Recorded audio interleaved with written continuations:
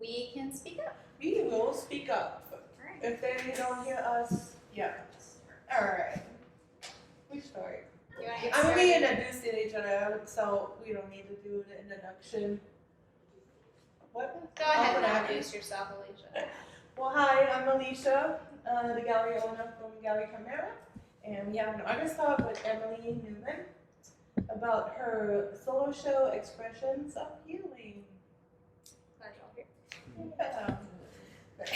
This is my first time doing this. Oh, cool. I have done one other solo show, but it wasn't like an installment. It was like a one night kind of deal. So I've done a lot of festivals in the area and stuff like that.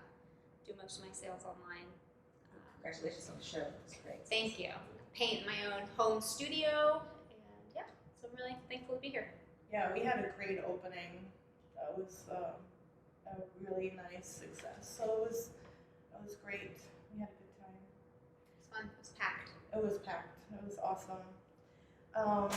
So let's start with some questions. Going through how you work with your art.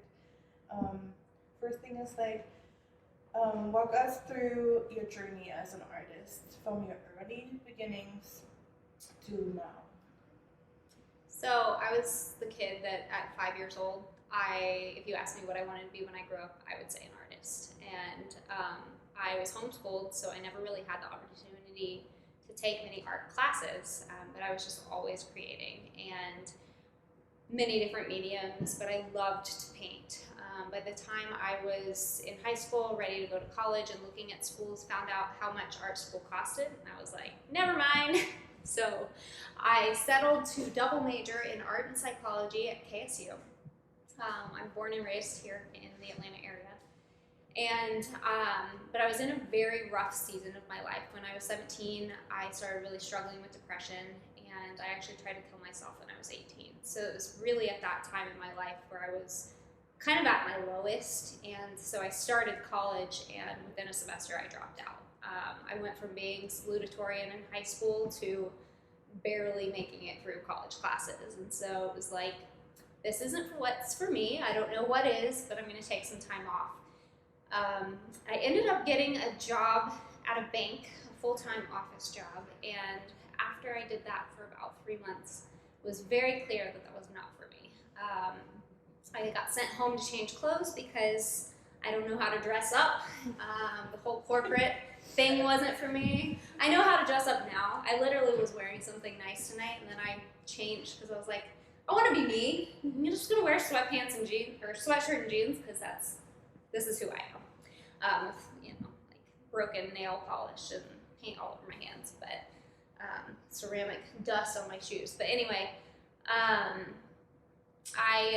was working at the bank, and I can't remember who it was, but somebody was like, you should go to hair school.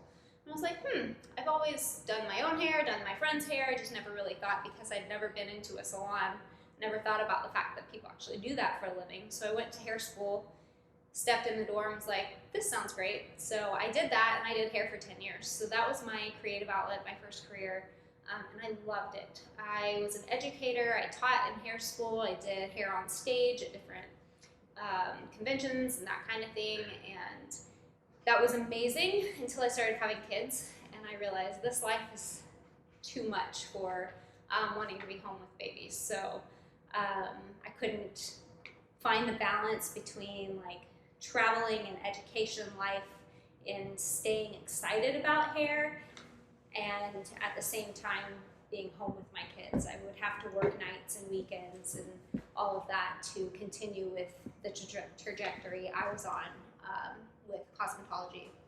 So stepped back, and I was all of a sudden home with kids, and that's what I always thought I wanted to do. Thought I wanted to be a stay-at-home mom. Thought I wanted to homeschool my kids like I was homeschooled growing up. Loved the freedom that we had there, just to do sports and all that kind of stuff. But I found myself falling very quickly back into pretty severe depression. And when I was pregnant with my third, I was actually placed on bed rest for 20 weeks of my pregnancy. And so I had 2 little babies, and I couldn't take care of them. And so my depression got significantly worse. in that season, and all I could do was sit on the couch. And so I picked up my paintbrush again. And when I did that, I found new life. It was so healing and so freeing to me to create something from nothing, to find beauty and be inspired by it, and just to live in that mindset of creating. And I started with like some hand lettering and calligraphy, and then watercolor washes in the background, and then it kind of, that watercolor took me down a rabbit trail that kind of bloomed and over time morphed. I was painting realism for a long time, and I was good at it, but I found I was more stressed out when I left my studio than when I had walked in. And then one day, painted something abstract just for me, and it was like, this is it. This is what I'm meant to be doing. So that's when your intuition kind of played a role into it, to change it out to the. Yeah, it was just very clear with one simple painting. And I still have that painting in my house, and it was just like, this is it. So I was, at the time still, I think at this time my youngest was born. He was probably about 2.5 years old. And I had started taking this very seriously. So that was about 4.5 years ago. And realized I could create things that I love and other people connected with it. And then I started doing festivals and shows and showing in galleries. And I found that these in-person interactions were the reason why I was doing it. Having the opportunity to kind of share my story and hope to find others who are struggling specifically with depression, and kind of give them the hope and freedom and healing that I've experienced when I create my work. I want them to feel that when they experience my work. So if you have that, how do you prepare each day to have that creation in your studio? Do you have a special practice to give yourself to? Yeah, it's a struggle. It's still a struggle. I still battle depression pretty seriously, and especially this time of year, these dark days are dark and they're hard, and so I try to do the things that I know bring me joy. There's a list of things between not drinking, exercising, and making sure that I paint that really help with that. But one thing I found that really was a springboard for me was creating a process that I follow, so that when I wasn't feeling inspired, I could still create something. Can you explain a little bit of the process? Yeah. So the minis in here are actually kind of the foundation of this Expressions of Healing show. And that practice is kind of my daily practice. So I paint 4 to 8 of those every single day that I'm in my studio. And I follow this process where I lay out 4 4x6 pieces of paper. And I go pretty methodically with my favorite paintbrush and whatever color I'm drawn to in the moment. And I lay a watercolor foundation. And then I come in with soft pastel, chalk pastel line work to kind of add some structure to the piece and follow the movement of the watercolor. And then I come in with a palette knife with some heavy body acrylic to kind of bring the pieces to life. So everything that I do has some texture to it. Instead of being a 2D piece of art, I want it to stand up off of the canvas and have some life to it. And I kind of found that those 3 mediums appealed to different parts of my personality. I love watercolor and fluid paints because they remind me that I'm not in control. You cannot control what happens when water and pigment interacts. It does its own thing, and I love that reminder. As soon as I lay that foundation down, it's like screaming at me, Emily, you're not in control here. This is about the process. It's not about the end result. And then kind of to come back in and appeal to my more structured A type personality, I come in with my line work and do some very organic, free movement, mark making line work that kind of adds some structure back to the piece. And then, like I said, adding texture at the end to kind of bring it to life. So you are a self-taught artist, right? Mm-hmm. So with that, did you learn anything what impacted you the most in the art world with that you self-taught instead of with other people who are? At first, I was very insecure about the fact that I'm completely self-taught. I battled a lot of like imposter syndrome. You know, artists. There is an aspect of the art world that's like up here and unapproachable. And for a while, I was feeling extremely insecure about the fact that I didn't go to art school. But over time, I have experienced that I'm so thankful that I didn't, because I'm not bound by these guidelines and expectations of what everything's supposed to be. Instead, I have the freedom to experiment and explore and play and find new things and new ways of doing things that I don't think I would allow myself the freedom to have had I been to art school. And I think that's one of the reasons why I work in mixed media. I love the way that different mediums interact and seeing how that happens, but that's not the kind of thing they teach you in art school. You know, they're going to approach things with a lot of theory and history, and there's nothing wrong with that. I would still love to go back at this point just to learn, but I'm glad that I started from a place of freedom and exploration. So with that, do you have any, as an emerging artist now, in not being in school for it, do you have any challenges in the art world as an emerging artist with being self-taught? And I don't think so. Honestly, I think that a lot of what's gotten me to where I'm at now has been an understanding that every little thing that I do adds up to something big, and recognizing it's a process that takes time and consistency. And so I have plenty of artists, friends who went to art school, and I'm as far as they are in their careers, if not further, with different people. And I think it just has to do with showing up and being consistent even when you don't feel like it. And I think that's kind of the way that I treat it as therapy. I'm going to show up for my art, and my art is going to show up for me. And it's this symbiotic relationship where my art is essential to who I am, and who I am is also essential to my artwork. And I think that drives a confidence that's brought me to where I'm at, because I'm not going to be stuck. Whether I'm selling my artwork or not, I'm going to be creating it because I need to for me. And I don't take this for granted at all, but my husband's income takes care of us, and so I don't have the pressure of making money, and I think that allows me to experience a lot more freedom in creating as well. There's not this like, I have to create something that's going to sell, I have to create something that's going to appeal to people, because a lot of artists do feel that pressure, and it's hard. It's really hard, especially as an abstract artist, because abstract art is definitely not for everyone.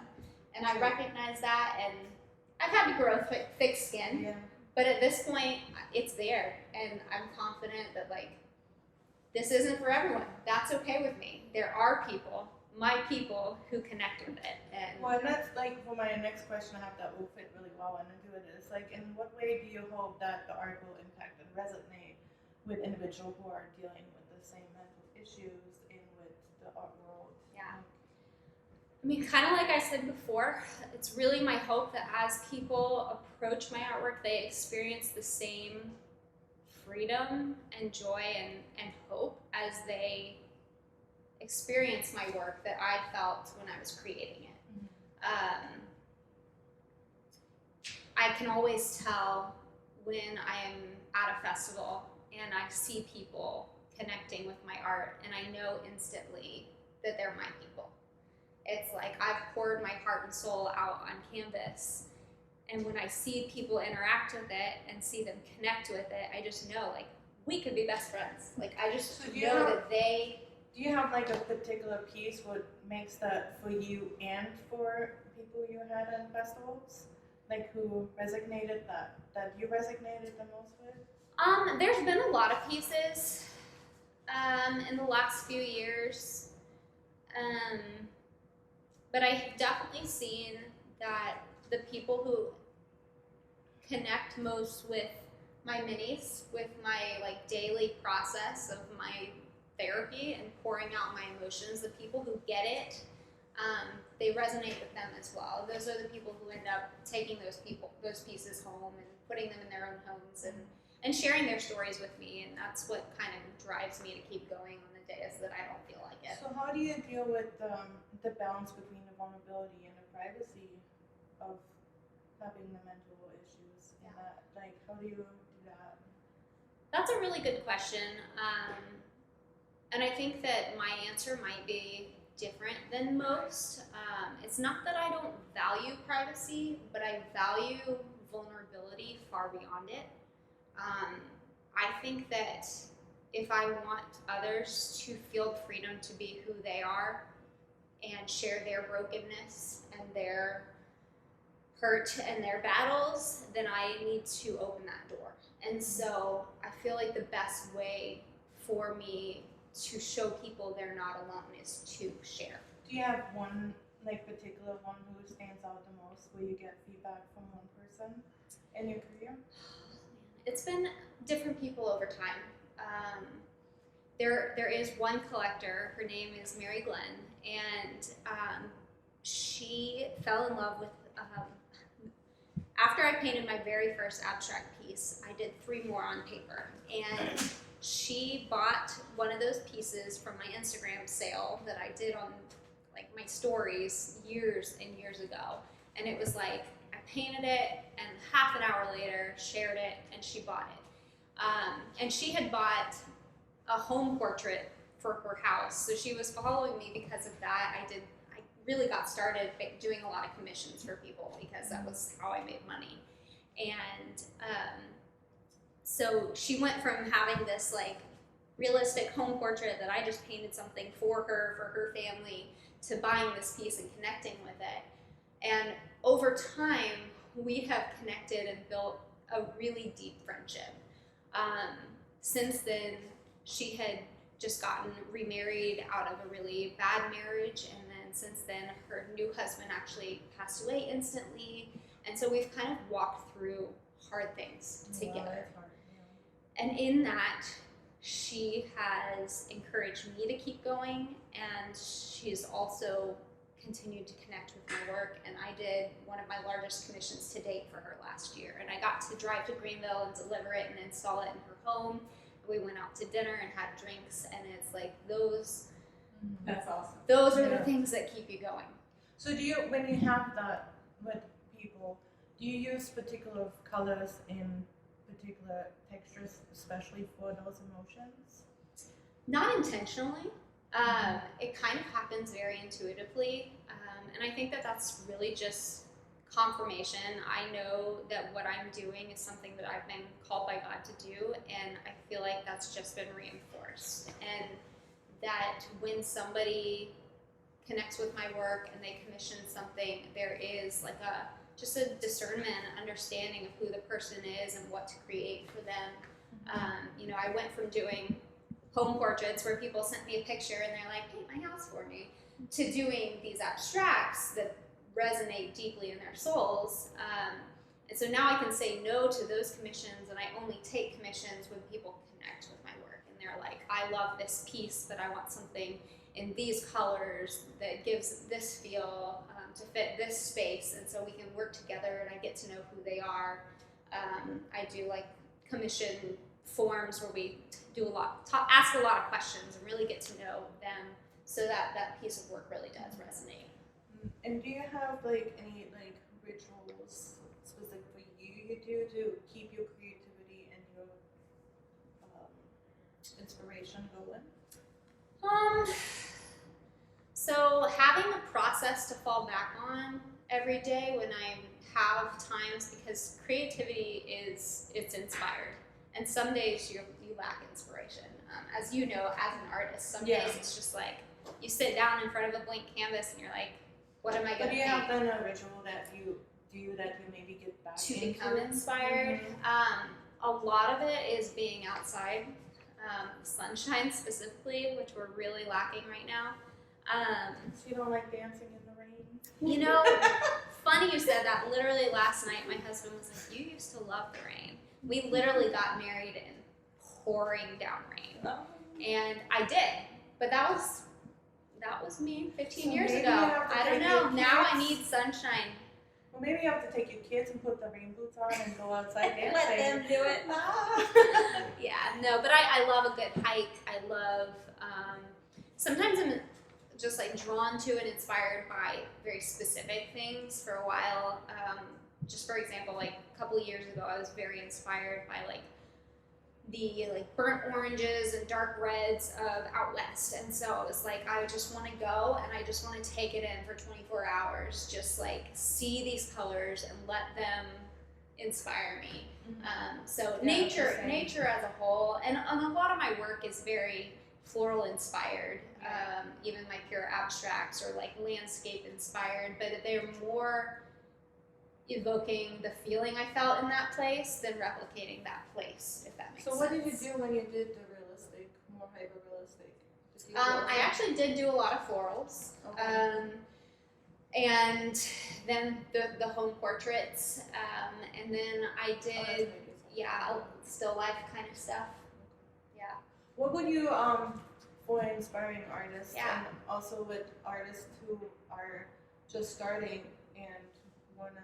Do you have any advice for them if they go through the same emotional turmoil? Do you Yeah. have any advice for beginning? It's choosing a career as an artist is not for the faint of heart. We are very emotional beings, and people's response to our work feels extremely personal, and it's just really revealing of your soul and what matters to you to be vulnerable enough to share something you create. And so I would just encourage people to challenge themselves with being vulnerable, challenge themselves to not looking at another person and where they're at and wondering why they're not there, but instead embracing where they're at in a specific time So and how- recognizing it as part of their journey, their process. How did you do that? Because you did get a little viral last year, and with this mental health and with healing, and then you get trolls probably, like Yeah. everybody does. Yeah. So how do you deal with that, and what would you say? Because it's easy to say, well, don't look at other people where they are or what they say, or like Easier said than done. yeah. So Yeah. what would you tell them, like specific, what to do? For me, the thing that helps most is understanding why I'm creating. And if that why is in the forefront of my head, then it doesn't matter what anyone else is saying or doing. What Alicia's referring to is I had like a reel on Instagram last year that ended up with like 20 million views.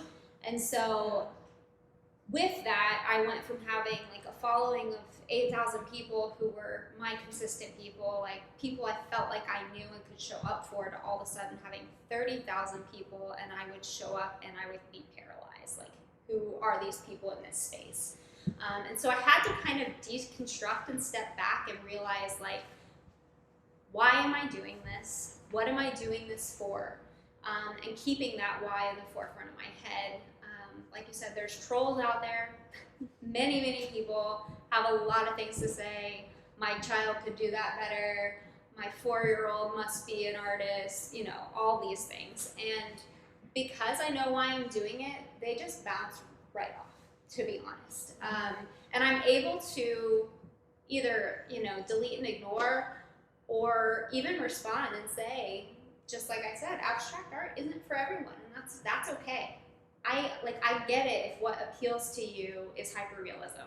That's okay. We're different people. But this is what appeals to me. This is what I feel called to do, and so that's what I'm going to be doing. Sounds good. So something else. How do you name your pieces? Do you have a special like way? What is the significance for it? How do you do that? So for my minis, after painting over 500 of these things, I got to a point where I had to stop naming them, because I did name every single one for a very long time, and it was really based on that moment, like Thursday volume 1 through 4, outside coffee volume 1 through 4, and that I painted with my coffee and my paintbrush, outside, or doing a workshop with somebody, Alicia, volume 1 through 4. And I would name them, I'd paint 4 at once, and I would name them 1 through 4, 1 being my favorite to 4 being my least favorite. And then I always find it kind of ironic that volume 4 would sell first. I'd be like, well, I guess different things appeal to different people. Do you have sometimes if you walk and don't paint and find names and then you paint for the names? So it's me, I do that. I find the names first. Yeah. That is interesting. The next series I'm working on came more from a word and a concept, and I'm going to be creating to fit that. But for the most part, So how did that happen? Like, why did that switch for you? I'll think about that. So these two pieces here, actually, specifically, I painted the first couple layers side by side with the canvases butted up against each other, and that was something that I've done in the past, but more as an abstract that wouldn't necessarily fit together.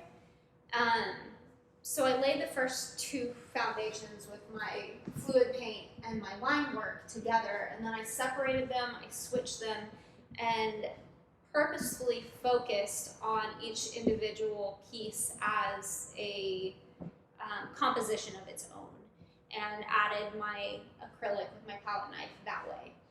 And the idea of having connection but also an individual identity kind of hit me. And so I was just thinking of the word connectedness and thinking of the way that people can be connected yet still be very different, have their own identity, their own thing, but still fit together and still come together as a whole. So my next project I'm working on, I'm doing 9 pieces together that will actually be sold as separate pieces, but they'll come together in some way. So is that, so I have next question is like, do you have a specific artistic personal goal and hope to achieve it in the near future? Is that going to be a big project, or do you have a big project you want to do? Gosh, you know me. I'm running like 12 projects at once most of the time. Right now I'm working on an online course teaching online classes for people, painting classes.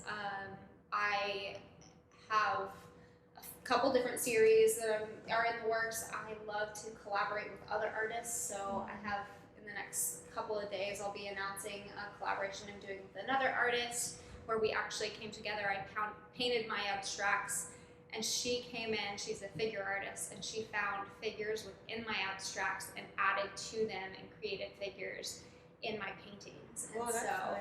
they're very unique, they're very different, but it's the work of 2 artists on one piece of art. So different things like that. I mean, yeah. So what do you think? What is my goal? My biggest goals and aspirations right now are to take it one project at a time, to slow down and stop doing 12 things at once. Can you do that? Yeah. How do you intentionally- she's really like very workhorse. workhorse. So workaholic. how are you gonna do that? That you're gonna focus on one thing? Because you're talking about 4 things already. Yeah. So, last year I hired a business coach, and that has been a really great form of accountability for me. Having someone that kind of helps me step back and view things from a different perspective. And she's really helped me to learn how to keep on task. And so while I have a few different things slowly in the works, I am able to now start one project and finish it and then move on to the next. Last year I felt like I had like 7 tabs open at once. And I felt like I was jumping from one to the next and nothing was really getting my full energy. So she really helped me decide my daily schedule and my weekly schedule in a way that helps me not feel like, look at all these things I still need to do, but instead, like, look what I got done today. So do you notice that it helps you to also be more creative and more focused on your art? Yeah. Oh yeah. Because I'm all of a sudden have a lot more mental space, and I'm not rushed to finish anything. Instead, it's like this is what I have to do today. And I have, Mondays are painting days, Tuesdays are content days, Thursdays are, each day has its own to-do list. And I only take one thing from that to-do list to do that day. And then all of a sudden it's like, oh, I have time to paint because I already did that. That's awesome. Yeah, I and love so that. it's like Having time to I paint. can instead of saying like, as an entrepreneur, it's like the list of to-dos is 10 miles long. Running a business, doing taxes, like all the things you have to do. But because I know like this day is business day and I'm doing this one thing from my business to-do list, then I can say I got that done today. And it's like I can see what I've gotten done instead of always seeing what I haven't gotten So done. does that help you also with your, like, having your emotional depression, that's more leveled now that you have a structure? Oh, I hope so. Good. I hope so. I mean, I think it's a constant journey, and my word for the year is balance, and I'm always going to be working towards achieving more of that. But I also know, like, on the side of heaven, it's not going to be perfect, and this is just part of who I am. So do we gonna see a collection of a balance? Maybe. haven't been inspired that way yet. Maybe I do give like you to see balance in my work. So what do you hope that the audience will take away today from the discussion and from the engagement with your art? I think the biggest thing would just be encouraging people that even on dark days that there is hope, there's light, that it can be found in beauty, it can be found in the different things that inspire you. I want people to know they're not alone. I think we all have something going on that's deep inside us that may be our battle forever. And I recognize that might be what depression is for me. But I'm at a point in my life where I understand that while I might continue battling, I now have the tools to fight. And I know that doing things like not drinking, I know that doing things like making sure I'm painting, I know that doing things like exercise are the things I need to do. And I was on meds for years, and my doctor said to me, like, you don't have to stay on medication, because I didn't want to feel bound by it, but I was very okay with it. And I highly recommend it to people who need it. But she said to me, use the time on the medication to learn the tools that will help you when you come off, because no matter what, you're gonna go back there. Science says you're gonna keep fighting this. You've had enough severe episodes in your life that you're going to keep coming back there. And so she was very real and honest with me. But she said, use this time on medication to learn how to fight, learn the tools to help you. And I feel like I was able to do that. That's awesome. And so when I have days, like 2 days ago, I felt like sleeping all day. I took a 4-hour nap. I was not a present mom. I didn't paint at all. So it's a continued struggle. But I also But knew the taking time next for day, yourself is really important too. I knew the next day I could try again, and I could sit down and paint, and I can bring my kids into it, and I felt better. That's awesome. Yeah. Well, that's awesome. I had all my questions, so I think we can open it up if anybody of you guys have some questions for Thank Emily. you. Community, thank you. Thanks for the opportunity. Oh, you're welcome. Alicia has a beautiful gallery, and thankful for the opportunity to get to share my work here. Well, I have art questions, technical Yeah. questions. Yeah. Are your canvases, this is not a raw canvas. I know that No. the art here, but the rest that looks like a raw canvas Mhm. is shown with paint as well. It is. They are pre-primed, pre-stretched canvases. Right, but then you don't paint on top of that. I do not. You do not, okay. No. And then, so you mentioned watercolor, but you don't really mean watercolor. You Yeah. are using acrylics. So when I'm working on canvas, I use acrylic ink. That's right. Heavily mixed with water, so I'm getting the same fluid effect. I have painted on canvas with watercolor. in years past, it just requires a lot more tender, loving care when it comes to varnishing. You can't paint varnish over watercolor, it reactivates. Right. So the acrylic ink has been a really great way for me to still get the fluid, pigment, water dance that I love, with a lot more security and durability because it adheres to the canvas in a different way than the watercolor does. And If acrylic I'm ink- working on paper, it's always watercolor though. Right. Acrylic ink is not the same as India ink, or It's similar, yeah, but it's not the same, and it's also not the same as like fluid acrylics right. or there's liquid acrylics. So a acrylic ink, it comes in like a drop bottle. Oh, right, India ink does too, because I use a lot of Yes, those yeah, too. it's similar. But I always It's very have to spray fixative Okay. anything with that on a Right. canvas. Yes. And Okay. now I'm You paper- don't actually have to do that with the acrylic ink. It Okay. dries the way acrylic paint does. Okay. Yeah. So you can varnish, and are these varnished? They are spray varnished though, because the other thing that I use that is very finicky are my soft pastels. So they are like, a lot of people think they're oil pastels, but they are more like chalk or colored charcoal. And so they're very dusty. If you touch them, they're gonna smear. So I use a spray fixative on that as part of my process, allow that to adhere to the canvas. And then when I'm done, I actually spray the entire thing 4 times with a semi-gloss, durable, UV protected varnish spray. Oh, it's semi-gloss, not matte? I have used matte in the past because I prefer a matte finish, Yeah. but I finally found a semi-gloss spray not- that isn't super glossy. Yeah, I was saying that. And It just has a it's- sheen, a Yeah, small, very well, light and I sheen. find that the finish is a lot more uniform than when I was using the matte. Because the matte in different angles or different light, you could almost see the matte build up in different places on the Yeah, canvas you have to in a be way that the really- semi-gloss yeah. doesn't do. Mhm. So it's been a lot of trial and error, a lot of experimenting with different brands, different materials to kind of find what works best. But yeah, at this point I use the golden semi-gloss UV protective varnish, and you can't get it anywhere except for Jerry's Artorama. It's sometimes on Amazon. Good old Jerry. Yeah. Yeah. So- It's like $32 a bottle, and like I used an entire bottle in this case. So I buy them when they're on sale in like bulk. I do that too with my Yes, varnish. yes, I have a and, specific with certain alcohol certain inks. materials you just have to wait for that sale And then buy in bulk. stock up.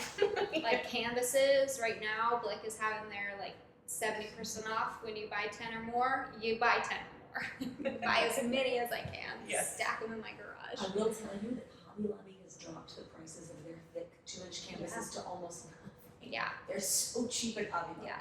I will say, experimenting with different canvases, I have found my favorites are Michaels and Blick Mhm. because the acrylic ink reacts a little bit differently on the Hobby Did you Lobby. ever try Jerry? Okay, me getting technical. I'm sorry. Sounds good. Jerry. Yeah, they're all the things. What's the difference in the, is it the primer? Whatever gesso they use to prime it, That's because it's a cheaper gesso, which is why the canvases are so cheap. Probably. maybe. Yeah. Did you- It's a little glossier, and I don't get the fluid movement the same way I want it. So with fluid, did you try Frederick's? Yes. Okay, so when I build my own canvases, I use Frederick's. Because they have the build your own kits that you can order.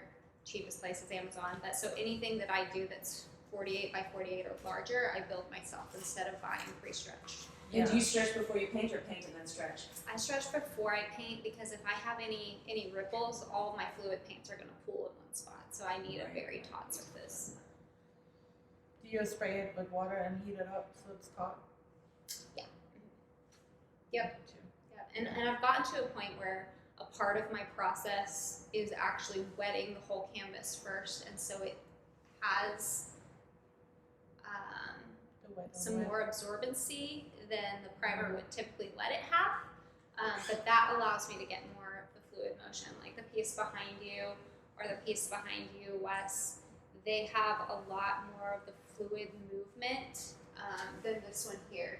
This was before I realized one of those things. So you can see my fluid marks on this are still very structural. While This is fluid- a lot of water. Yeah. Yeah. Yeah, and I really allow the pigment and the water to just do their own thing. Do you find using like a flow, what do they call it, high flow enhancer or whatever it is, different than adding water? Or I something? haven't tried. Yeah. Water's cheap. Yeah. I love water. Yeah. We had this I'm already conversation. this whole I conversation love on water. That's right. You're from the water business. Yes. So I water do the industry. same techniques.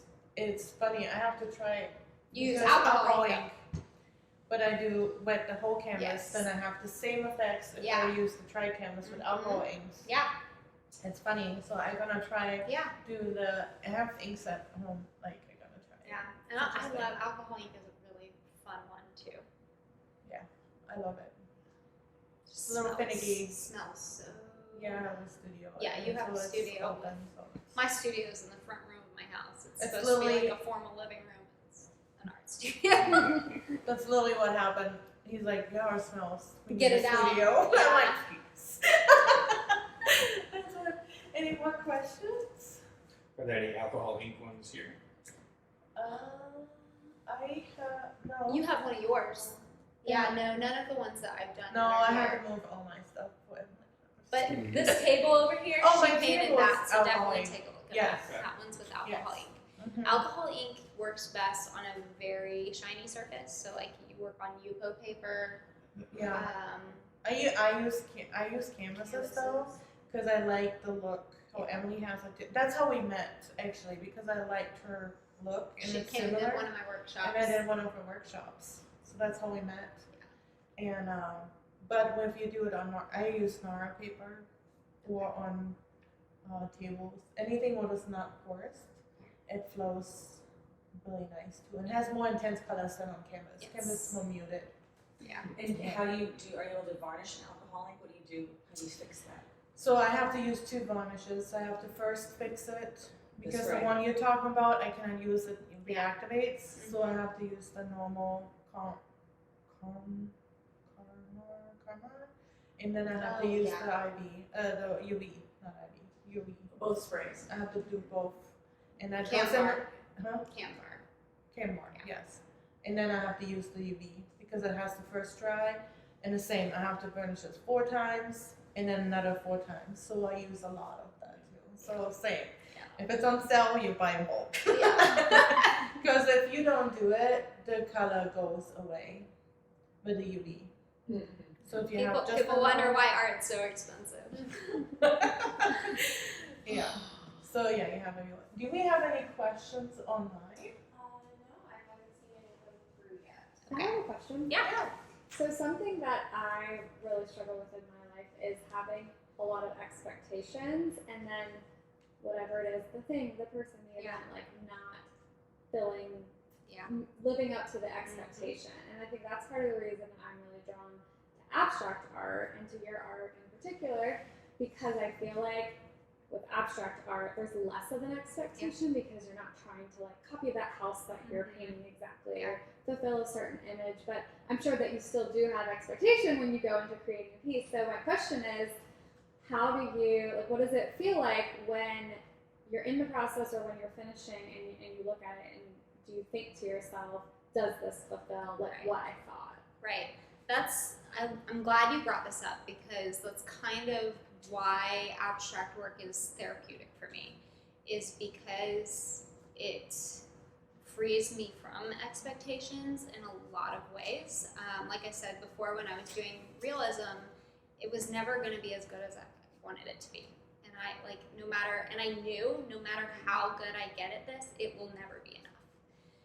And that's kind of my life, is no matter how good I get, I'm never going to be enough.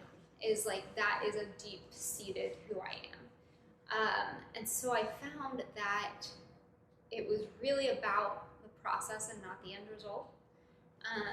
And the more that I've painted, the more I've loved my work. But at first, it was really more of a I'm doing this without any thought of an expectation.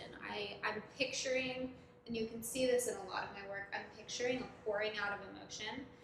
So it starts tight and has a very like concentrated area that pours out, opens up, which is why a lot of the pieces feel very floral inspired. Is, you know, they have a tight closed bit and then they open up and reveal beauty.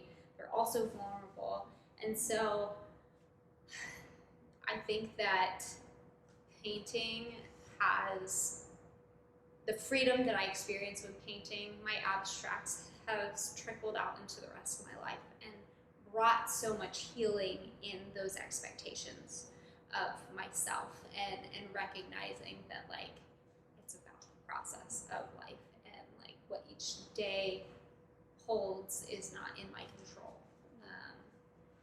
Yeah, I'm glad you said that.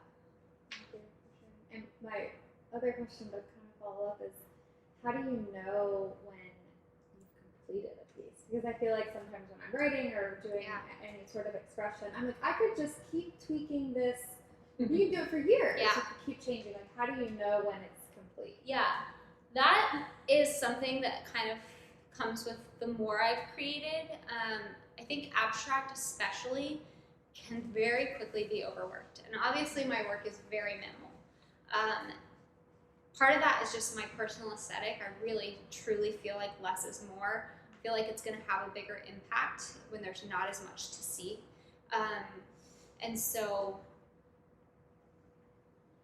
by giving myself a very specific process of 1 or 2 colors of fluid paint, 1 or 2 colors of line work, 1 or 2 colors of my heavy body acrylic, then I step back and it's over. And that was the process. And I walk through and that was start to finish, this piece is over. If I feel like there's some balance off, sometimes I go back in to add a little bit here and there, but I think especially because my personal aesthetic is so minimal, learning that restraint has been a lot easier. I think for so many abstract artists especially, it's so tempting to overwork. It's so tempting. So do you have sometimes where you have it that you're not quite finished yet and you put it away and then go back days later? Yeah, for sure. If I'm not happy with the end result, that's typically what happens. Is it's like I gotta step away from it. And I typically work very quickly. Obviously, like it's pretty minimal. I create 4 pieces in a day, like constantly. That's how I work. But there are pieces that just don't sit right sometimes. And this is actually one of them. I painted this piece totally purely for myself. I had created one on paper that I absolutely loved. The colors were perfect. It was so free, and it was just like, I love this composition. I want it to be huge and in my bedroom. And so I painted it on the canvas, and it was not at all like the little one I had painted. And it was so frustrating to me. I didn't show it to anybody. I hid it in my room for over a year, and then decided, I hate this, I'm getting rid of it. And I took it and I put it in a market that I have stuff at that's like West Side Market. It's just like on a wall somewhere, so I didn't have to think about it. Then I had to go pick it up. And our friend Daisy actually was like, you know what, I think if you framed it, you might like it more. And I got a frame on it, and I was like, man, that's so much better. And then literally when we were hanging this show last week, we put it up, and I was sitting back there where you are, and I was looking at it, and I was just like, it's just still driving me crazy. Something about the balance is off. And I ended up taking my finger and some dark blue paint and adding these 2 marks, and it finally fit. And so there are some pieces like that. And I have so many people who loved it, so many people giving me good feedback about it, that's why I was so willing to put it up. It's kind of that like volume 1 through 4 thing. It's like 4 may not be my favorite, but somebody else loves it. Because people are drawn to different things. And so I knew it was good enough to put up, but now I actually And sometimes you do have to, even when you write, maybe like let someone else read it and have it feel. Yeah. Because sometimes you're so emotionally attached to it, or like have some, like I have one, I was having such a hate love relationship for 2 years, and then somebody just said one thing and I changed it, and then it sold within a day. So probably with the writing, you have the same, have somebody else read through it and see what they feel, if you're not, like, Yeah. maybe. Yeah, and then I feel like that's where the vulnerability comes in, is being Yeah. willing to share and express something that may not be perfect. You may not be in love with, and recognizing that, like, being willing to put this here still meant something to somebody else, and like being okay with the fact that 3 years from now I'll look back and maybe I still don't like, that wasn't my favorite piece, but it sold, and it doesn't, like, that was part of my journey. That was part of what got me to where I'm going to be 3 years from now. So those, being okay with not being there yet is just, I feel like, such an important thing we get lost in. I agree. Like you have to be at your end point. Like Yeah. now I am the artist I want to Yes. be, when that just doesn't ever happen. Right. Yeah. It's gonna be when And we people die. want your process as you go. It's not up to you to just, not up to you to judge it. Yeah. What it is. Yeah, for a while I was really tempted to go back, like, on my social media accounts and, like, delete all of my really old work because it was awful. Like, when I first got started doing this full time, I was like, hand lettering, like, live, laugh, love signs for people's walls. Like, that I have is to go back so there. far beyond the things It's that I so love, but it made me money, and so I was doing it. And, like, that stuff still lives on the internet, but it's part of what brought me to where I am now, to have the confidence to say I'm not going to do that anymore because this is what I'm called to do. It's nice to get back to it and see where you started though. Yeah. Like when it comes up, you know, you have your memories. And I just had one coming up, I did a hat. And I literally had an outline and I was like, oof. That was so bad. You know, it's like. But you have to create bad art to create good art. Right. You have to write terrible things for it to go anywhere. Like, we don't come out of the womb done. Like, we're all work in process.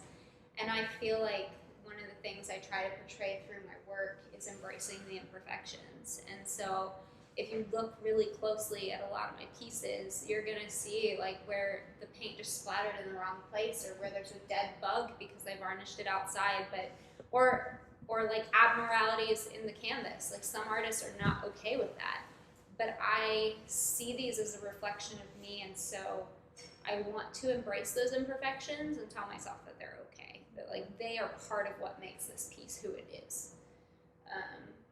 So yeah, there's a lot of those things where something happened on the canvas that was not at all what I was anticipating, but I allowed myself to view it as something beautiful to be enhanced rather than something to deter me and make me start over. I'm glad you talked about that one. That was gonna be my question, like talking a little bit about that, because I really like it, and it's great, like, example to think through your mediums. Yeah. Yeah, and I mean, it was something about it just felt off balance for me. So it was like, it's that balance mindset. I was like, something just isn't right here, and it just needed those little details to draw your eye a little bit more into, like, the sweeping motion. I find myself trying to imagine it without those dots. Like I'm trying to see it Yeah. back from there. It's not It's quite like right. that S form you have to get, right? She was like losing that S form. That Yeah. the finish the movement. That little, Yeah. that little swoop right there, because Yeah. it was like right there. Mhm. So in art, you work in the Fibonacci or with the S forms. I don't know anything about that. Well, I learned that on the Slowly. internet. I'm not technical trained either, and that fills that form right there. It does. It finishes the movement. Yeah. So how much time between creation and then adding to dots? About 2 years. Yeah, and I mean, as an artist who finishes a painting in a day,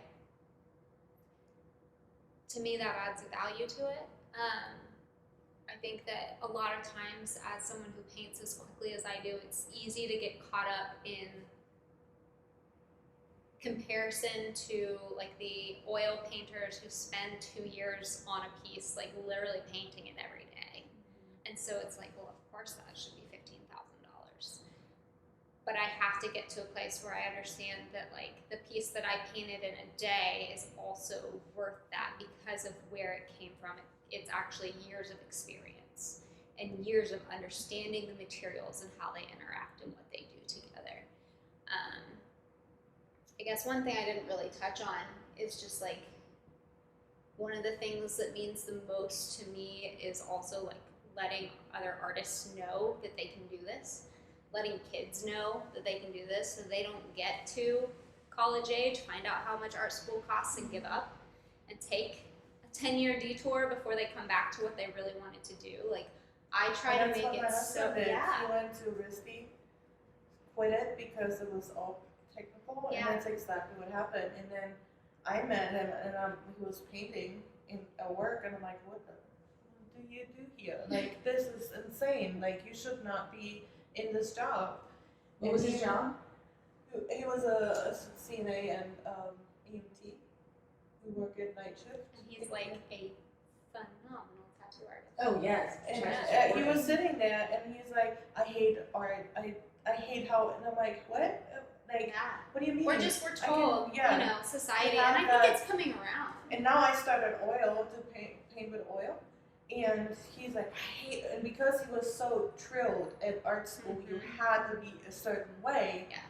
It's It probably really with defined- writing the same when you learn writing in Yeah. the school. It's so, there's formulas, there's such a They structure. drilled the fun out of it. Yeah, and he had no fun.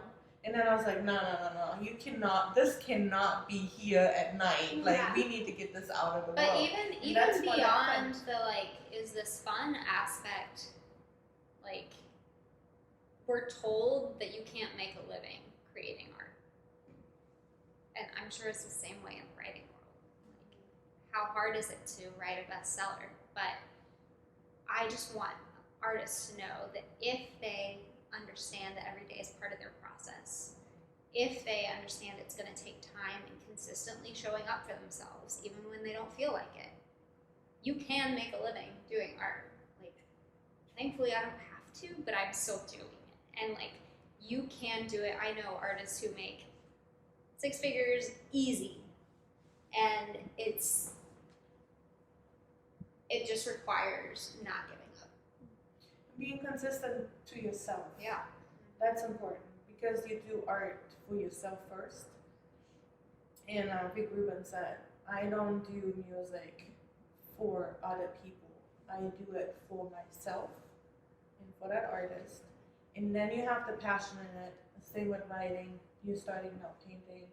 It's like, even in a normal job, if you have passion in your job and you love it, you will succeed. Like when I started, like as an example, in a hotel, and I'm like, I love this, but I need to make more money. So you need to just keep going and don't give up on little stuff or have other people distract you from stuff. That's not, we have that all the time in our group. Like, there's people who distract you and they're like, no, go back, keep focusing and do what feels good for you and yourself. Like she said, she painted that for herself and not to have it in a gallery to sell because it's important for her. Like, that's the most important, I think. Yeah, at the end of the day, I think that whether people consider themselves a creative or not, we all need to be pursuing creating something and stretching those creative muscles, because I think that it has a really big impact on who we are as beings far beyond what we actually create. Just kind of the way my art is therapy. Like I said, I would be doing it whether I'm doing it as a career or not. And I think that everybody needs that outlet, whether they're, making their sourdough bread, or which is something I will never attempt, or whatever it is, playing the flute. Like, we all need to use those gifts and stretch those muscles because it has an impact. Art is so important. It's so important. Yeah, every form.